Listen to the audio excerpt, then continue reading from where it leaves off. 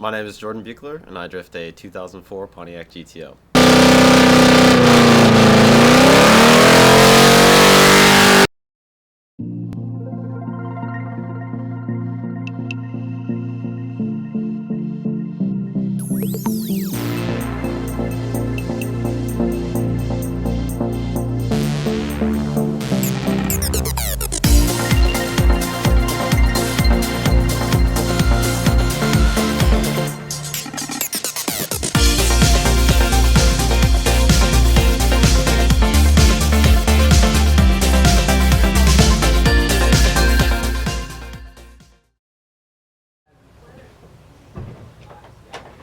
I bought this car in 2013 when I was still in high school. I really wanted a Corvette at the time. They were too expensive for me to buy, so I looked at the GTO platform. It's a little heavier, a little less performance oriented, but the motor was there and it had a manual box. That's what I really wanted, and it just seemed perfect because it was affordable and overall a decent platform. I really wanted to go generally performance oriented, but living in California, there's not a lot you can do to your motor to really get anything out of it besides tune and any sort of carb legal parts.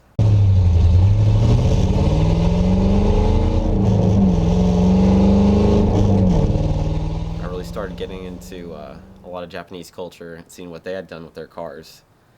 And I started to realize that what I liked most about a car was just how wide and how low the car sat. That's what I really wanted to do with the car. I just wanted to make the car as wide and as low as possible.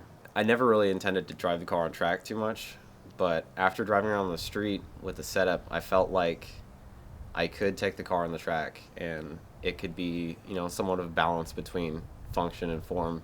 Have the car be as ridiculously low and ridiculously wide as possible while still being able to perform on a track setting. I really didn't start getting into serious modifications until I felt like I could really get comfortable cutting into the car. That's the majority of what I had to get past, is the anxiety of actually cutting up the car. But, once you make those first cuts, it's kind of, you're in, there's no going back from there. So that's what really let me sort of have free roam creativity to start really messing with the car.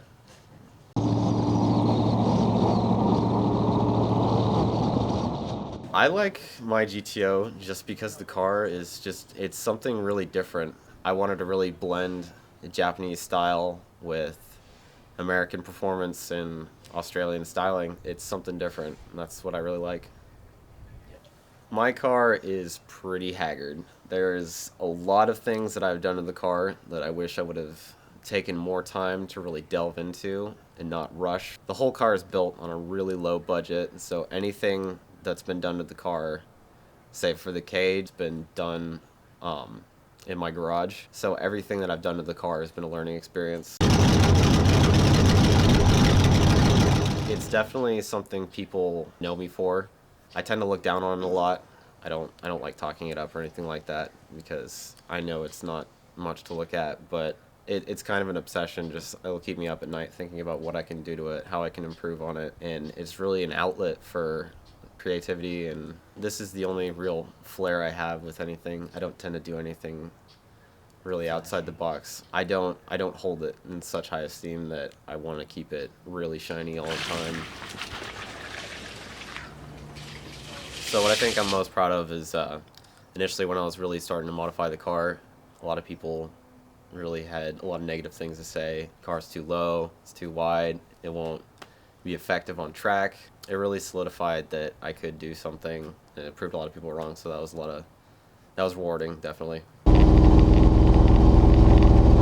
I think the strongest feeling I get when I drive the car is mostly excitement blended with anxiety. It feels like a big go-kart. It's loud, it smells like gas, backfires all the time. Really, it's just raw in its essence. You don't have any inhibitors. It's just up to me to drive the car, and there's nothing standing in the way of that.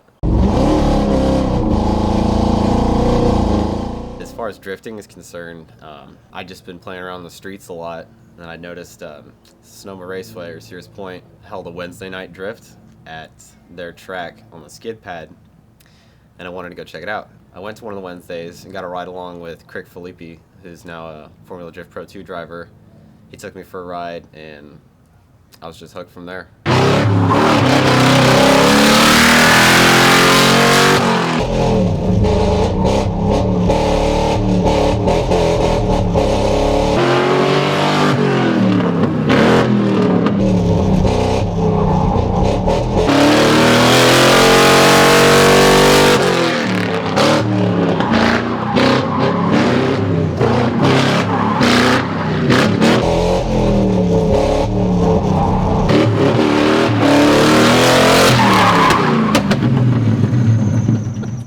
Around here, the modified scene isn't as strong as I'd really like it to be. You have really divisive crowds, and I think in essence this is what I really wanted to bring together. You have American motor, you have the Australian manufacturing, and then you have Japanese styling, and I think it's kind of cool to have something all blended together, and also having a car that spends a good amount of time on track. People get a kick out of that, and I think I'm definitely going to be modifying cars for a long time. I think it's never going to stop. Like, if I couldn't have something to modify, I probably wouldn't be able to sleep at night.